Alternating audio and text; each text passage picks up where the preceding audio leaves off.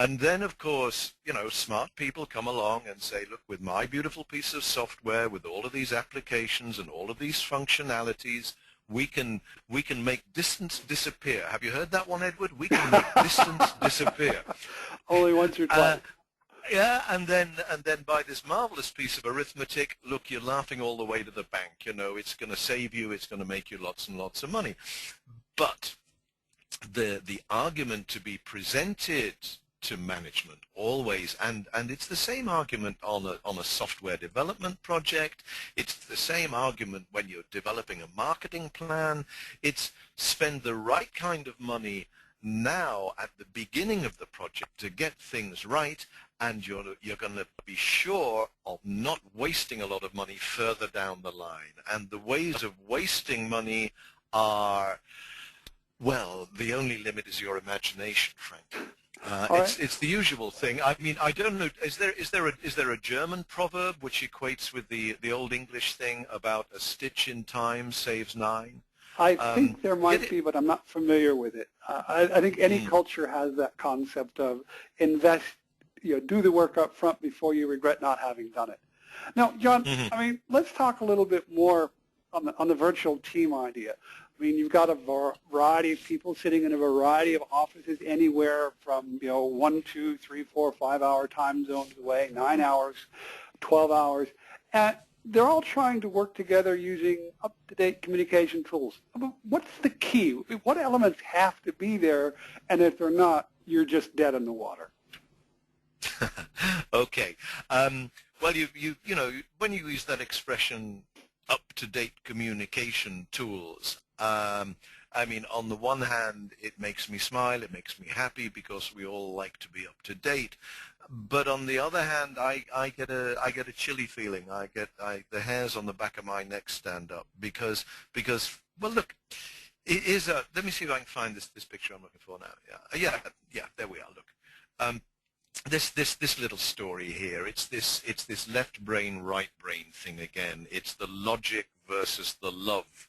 It's the rationality and the numbers and the strategies and the plans and the technologies versus the irrational, the relationship, the emotional intelligence, and all of those good things, which I choose to see as analog. I'm an analog monkey, you know, and I think that this is the key to make sure that at every stage of development of your virtual team, that's what we're talking about, but my gosh, this is true in so many areas of work, isn't it, is that you have to make space for the analog aspects of communication. As I'm talking to you now, this is funny because we don't have video, but I'm sitting, I'm like an Italian at the moment. I'm working with my hands as I try and get this idea across. I care about it so much, but you can't see me.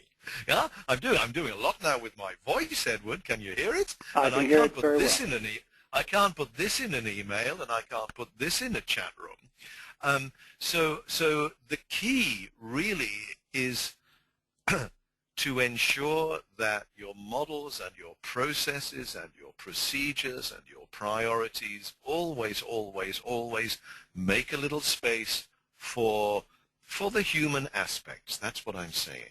No, but how do you break it down? I mean, you can't tell me there's just one thing you have to pay attention to. There's seriously some other things that have to be taken in consideration. And so, yeah, of course, yeah. We can break it down. I mean, in the same way that emotional intelligence can be broken down, or I now think of a quotation from Shakespeare, you know, how shall I love me, how shall I love thee, let me count the ways. But there's a lot of stuff. There are lots and lots and lots of factors, and if this was a 2-day seminar, we could have a lot of fun working on all those factors. I'll be giving you some basic lists a little bit later. But all we really have time for, I think, this evening is to take maybe one angle through it. And being me, I'm going to take a people angle. Yeah. Look, I'm a consultant. Yeah. And consultants love these polarities. If you know, it's a Cartesian grid. If you choose the right two polarities, you can describe everything in the world, right? this one here, look, this is the kind of thing a psychologist would play with. You know, are you a thinker or a feeler? Are you a sensor or an intuitor? This is two of the polarities from Myers-Briggs. Thank you, Carl Jung. That's great. And about 50 years ago, the culture guys stole the same set of ideas. We describe strange human behavior by working out sets of polarities and axes, this monochronic, polychronic, low context, high context. You're sitting in South Germany, I think, Edward, right? That's correct, yes. Okay, well, fine. So where you are is essentially monochronic. You know, that is the German culture. But you're not quite as monochronic down there in Bavaria as some guy who's sitting up in Düsseldorf or Frankfurt. And I think you know what I'm talking about, yeah? No, I don't. What do you mean monochronic versus polychronic? Well, you know, it's this Ordnung muss sein. It's we will be on time. The timetable rules. Punctuality is respected.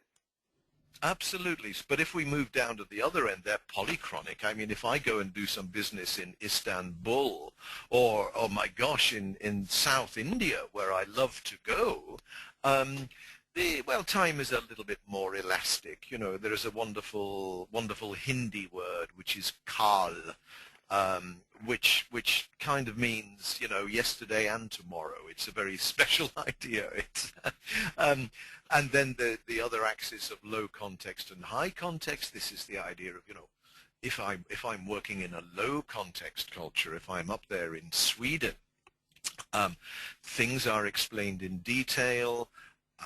No risks are taken.